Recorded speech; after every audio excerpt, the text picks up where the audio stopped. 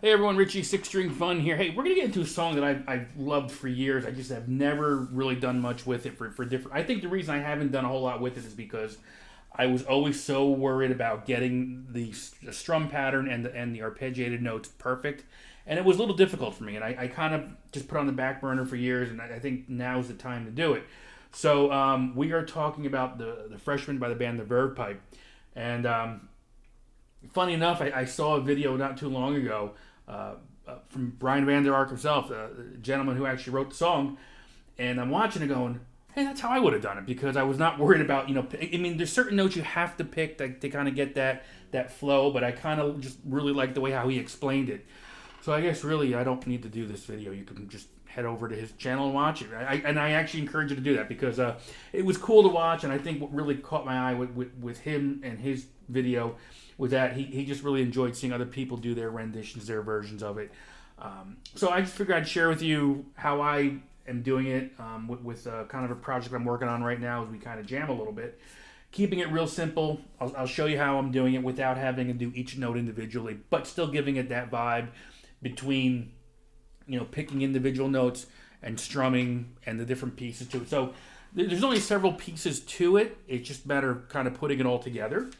So hopefully I do it justice, and because this is how I've been doing it, and usually when I'm doing something wrong, somebody's going to tell me. So go for it. Any type of comment really helps me out anyway. So thank you. So, but we'll get into it, and it's really just a handful of chords. Now we got the capo on the 2nd fret here. I believe it's in standard tuning. I'm in standard tuning. So I'll show you the shapes of what I'm playing. But obviously when you put the capo on, you're shortening the strings. You're changing the key of everything. But for the sake of just keeping it simple, we got a D chord, G chord. I've got a B minor chord. There is an A in there, but it kind of rotates between just a bass note A and then playing an A chord. And then when we get to the bridge, basically, we're going to throw in an F sharp minor. So I know bar chords aren't always the favorite for some folks, but we're going to just take a look at it anyway. So let me play for you how I do it, and then I'll just break it down. So the intro is really kind of the same as the verse to begin with. So, and I'll say this, to kind of get the feel for everything, to follow the bass line itself, I mean, let me just kind of give you the bass line first so you can kind of hear it. But it comes with, and then we'll build the chords. So it comes in on that D shape. To the G. To that B minor, I'll just kind of hit the B note though, or to that open A,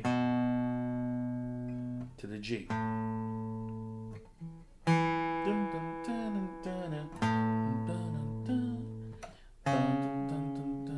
That A in there, I think I get a little happy there with that one note. Let's put the chords on top of it.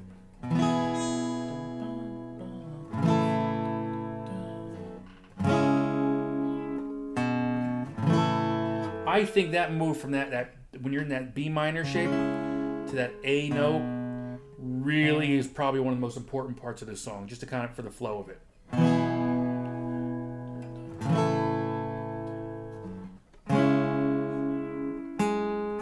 When I get it right, it usually helps me out there. One more time.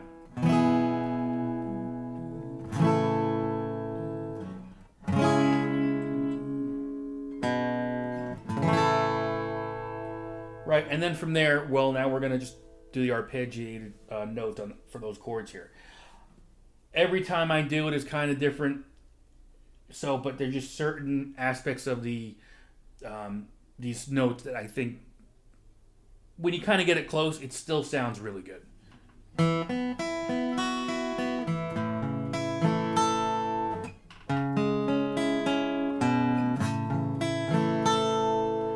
So, I mean, again, for me to kind of go through how I'm doing this, I can't, because I just kind of, it just flows for me. So we start on that, but it does start on a D, that open 4 string.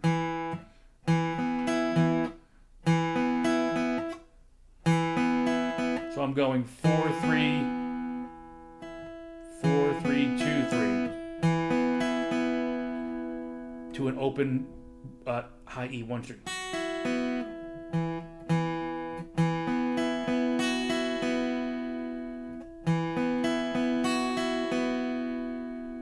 Okay, to the G shape.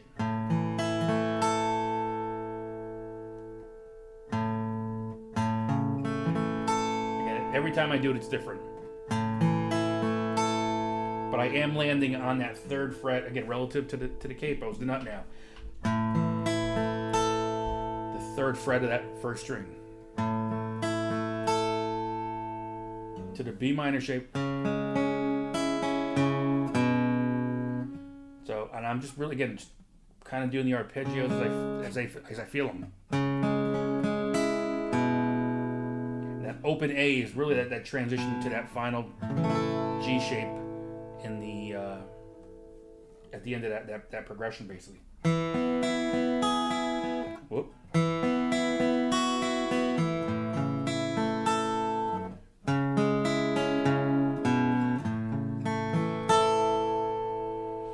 It'll repeat, and then you're gonna, the second guitar, I believe, comes in at this point, just kind of doing some different notes, basically. And for this one, what I do on that D, I'm playing the full D, and I'm going from that, and I'm gonna go to the D sus4, specifically hitting that note on the 1st string of the 3rd fret, and pulling off to the 2nd fret.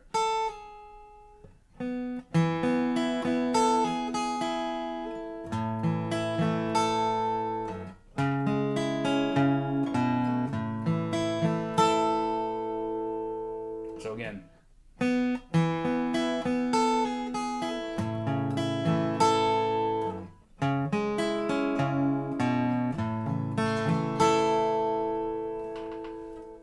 Of course, there's a phone going off now. It's just perfect timing. Okay, done. Let's continue. All right, so that'll be your intro and your verse for the most part. Pre-chorus is just taking that B minor to the A. I think it's an A. To the G. And I'm just arpeggiating each chord.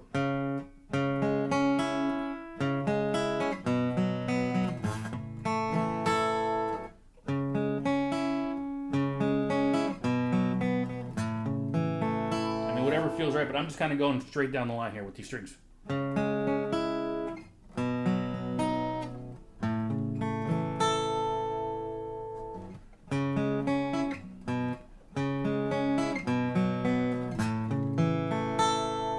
So really kind of use just the same chords, we're just kind of playing them a little bit differently. So that'll be your pre-chorus. You can do the pre-chorus, I think, 4 times every time it comes around.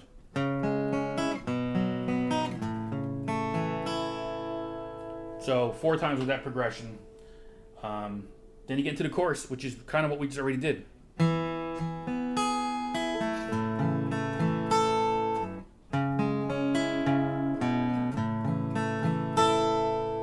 that'll be your chorus. We're gonna go back into the verse. I think it kind of goes right back into that 2nd verse without much of a hitch. But and I'll show you at the end of this video some fills you can do. Just what I've kind of come up with if you want to extend it if you're playing it live. We go back into the verse, back into the pre-chorus, back into the chorus. And then we go to the bridge, which is an F sharp minor to a G. And you can play the G here. I just kind of like the idea just kind of shifting from one position right to the other.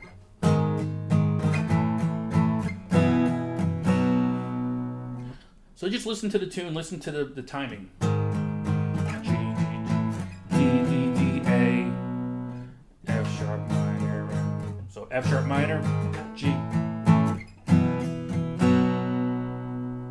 And I think that's 4 times as well, but just listen for the timing for that.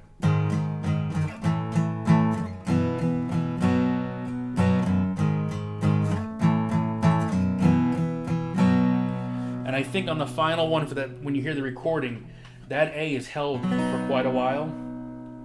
You can go right into it. You don't have to wait. Again, you're making this your own, so you do it whatever feels good.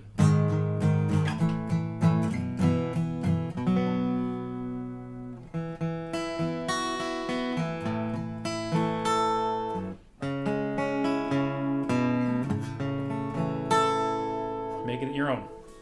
And you're going to ride that out for the most part. There might be some changes here and there, but that's your song. The only other thing I could suggest, if you've got another guitar, if I could figure out where it is, it'll be over here.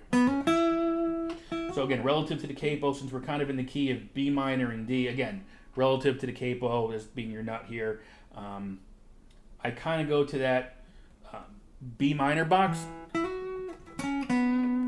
Again, so you got F, A, no, F, G, A, and my B minor box will be right here. Again, relative to the capo. And then, so a lot of different things you can do here. So I just kind of jam here in this position.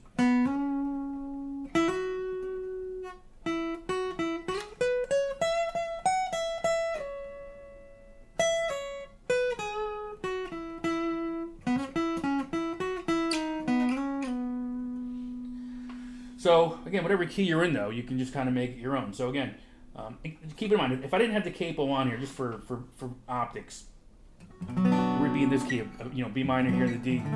If I know I'm in the B minor, here's my B minor button.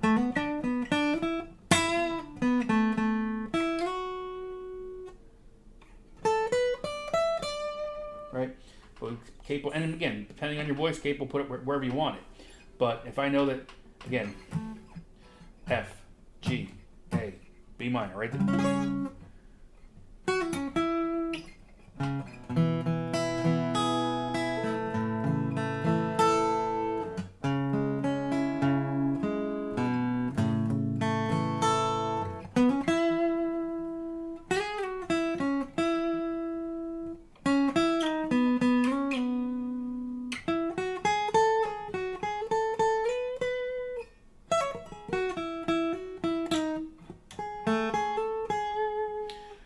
Wrong notes free of charge on that one, folks.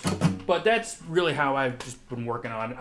As I've gotten older, I'm not too worried about doing things exact. It's more campfire version, jam version, strip it down type of version is what I'm into. So unless you're in a cover band, like, hey, look, if you're in a Rush cover band, then you got to know stuff note for note, right? But if we're 99% of other music that I've been doing, I want it just to kind of, take it, kind of make it my own, but still keep the integrity as well. So that's how I approach this tune. I wish I'd done it sooner. That's why I haven't done anything for years with this one. So used to love listening to this. Was part of my playlist. Going back to the days of, the iPod, the big 64 gig one, whatever it was. I had a lot of tunes on there, and this one was definitely on there. Loved listening to it. Especially as I was commuting into New York City for work at the time. I always had the headphones on, and several times during the week I would make sure I heard this one. So hopefully it helped you out. Let me know in the comments below what your thoughts were, but keeping it real simple, I think, it's a good one to play. It's a fun one to play. And I think it's one of those songs that, again, we're so accustomed to hearing the same song over and over again at a bar, at a restaurant, at a pub, whatever it might be. And it's all great. But this is one of those songs when you hear it come on, or somebody playing it, I should say, for the first second or two you go, wait a minute, I know that song.